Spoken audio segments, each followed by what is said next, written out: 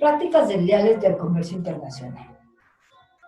Ahora entramos en un tema muy importante nosotros como abogados, que refieren precisamente a la parte eminentemente procesal, a la del litigio, a los medios alternos de solución de diferencias, sobre todo el arbitraje en materia comercial. Pero ¿a qué se debe precisamente que se establezcan estos litigios, en una primera instancia, procedimientos cuasi jurisdiccionales? Porque en primera instancia el procedimiento se lleva ante la propia Secretaría de Economía como la respectiva revisión y posteriormente ya nos vamos hacia los órganos jurisdiccionales, es decir, los tribunales.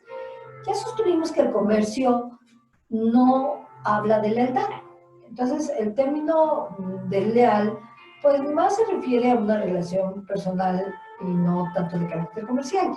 En el comercio lo que se busca es que tu mercancía, tu servicio, tenga preponderancia frente a los demás. Pero bueno, entro en materia.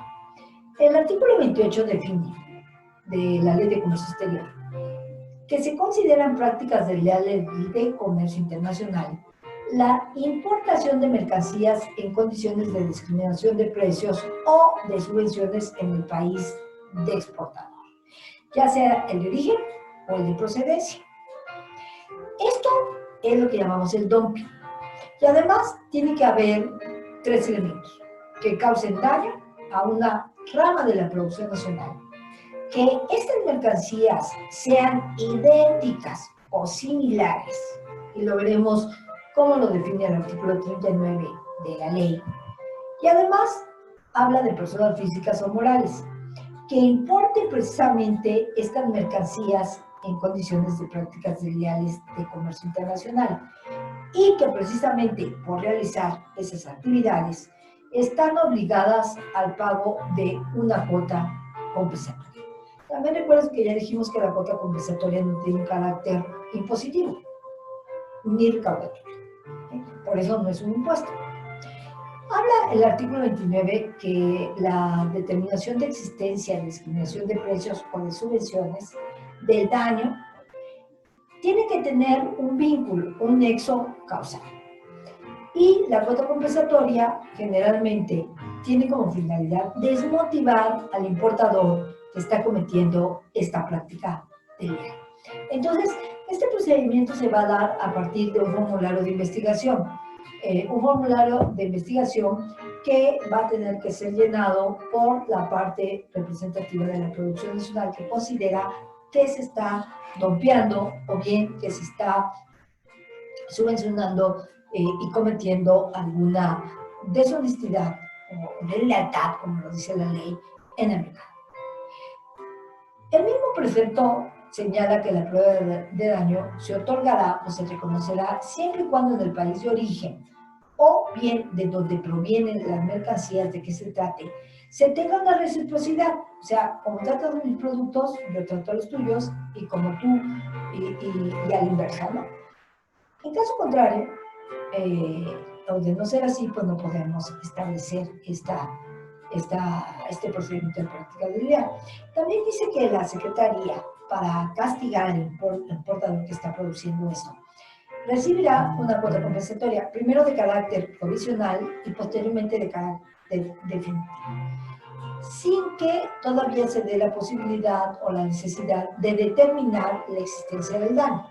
Esto ha generado mucha controversia porque algunos dicen, bueno, en países tan castigados como es el caso de México, que es un país en vez de desarrollo y tiene socios comerciales muy altamente competitivos, pues siempre en cualquier actividad de importación pudiera encuadrarse en una práctica desleal. Pero lo cierto es que la realidad refiere a que sí se llegan a considerar muchos requisitos y se cumplen con muchas etapas procedimentales. El artículo 30 define al dumping y dice la importación en condiciones de discriminación de precios, que consiste precisamente en introducir mercancías al territorio nacional a un precio inferior a su valor normal.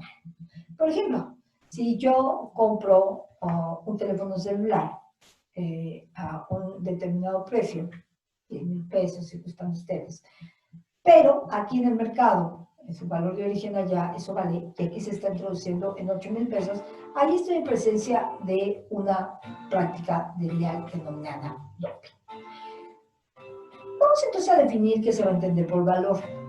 El valor normal de las mercancías exportadas a México se define como el precio comparable de dicha mercancía idéntica o similar que se destine al mercado interno del país de origen en el curso de operaciones comerciales normales. O sea, aquí no van a importar si estamos en rebajas, en sales, si la venta se hace en los famosos outlets, porque esas no son las operaciones comerciales normales.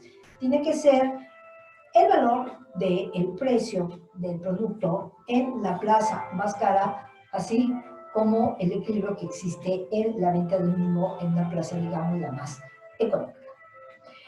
Dice también la ley que cuando no se realicen ventas de una mercancía idéntica o similar en el país de origen, o cuando tales ventas no permitan una comparación válida, se considerarán como un valor normal. Entonces, podemos decir que el precio comparable de una mercancía idéntica o similar exportada del país de origen a un tercer país en el curso de operaciones comerciales normales, ¿sí?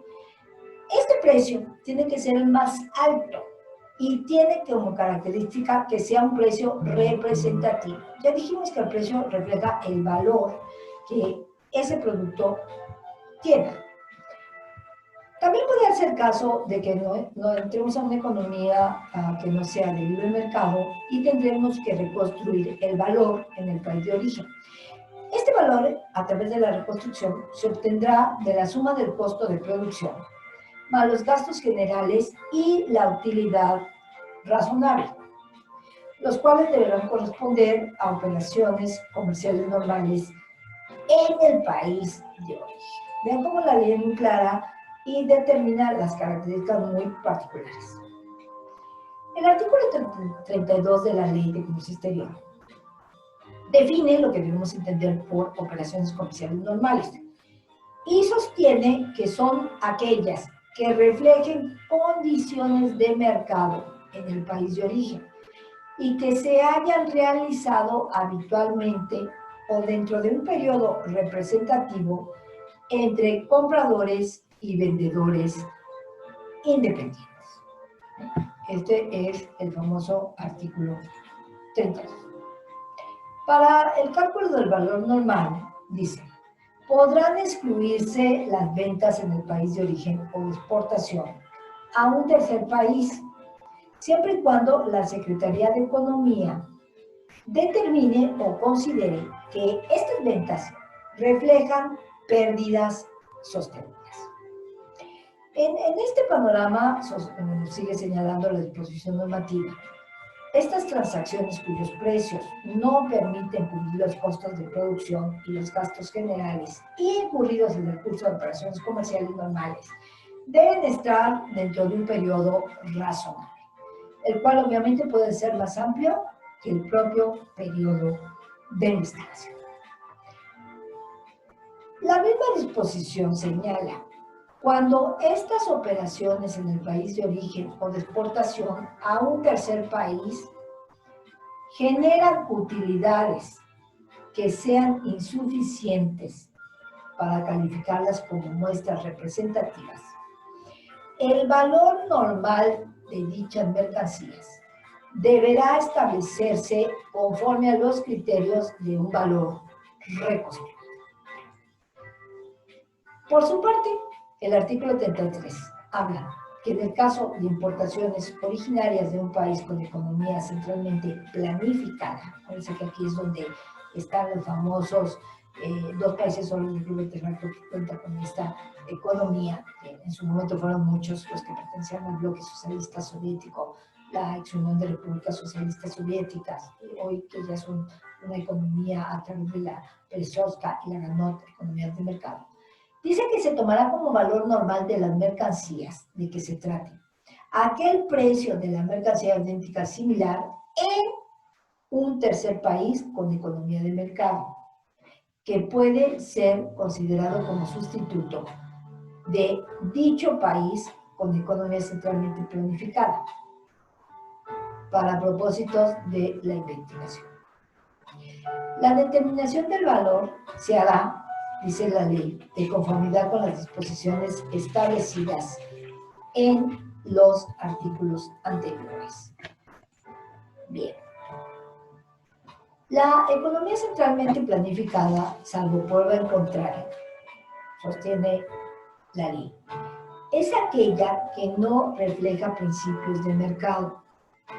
Por ende, en el caso de México, o en cualquier otro país, la Secretaría podrá determinar para cada sector o industria, bajo una investigación, si se está actuando u operando conforme a los principios del mercado. Todas estas determinaciones las hará la Secretaría de Economía, de conformidad con lo previsto en su reglamento.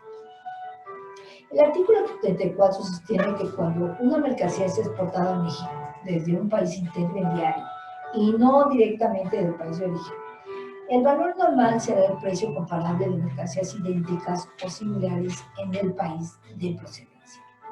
Sin embargo, cuando las mercancías de que se traten solo transiten, no se produzca o no exista un precio comparable en el país de exportación, el valor normal deberá estar determinado al momento de tomar como base el precio en el mercado del país de origen. O sea, aquí la ley está siendo eminentemente descriptiva y trata de no dejar ninguna duda.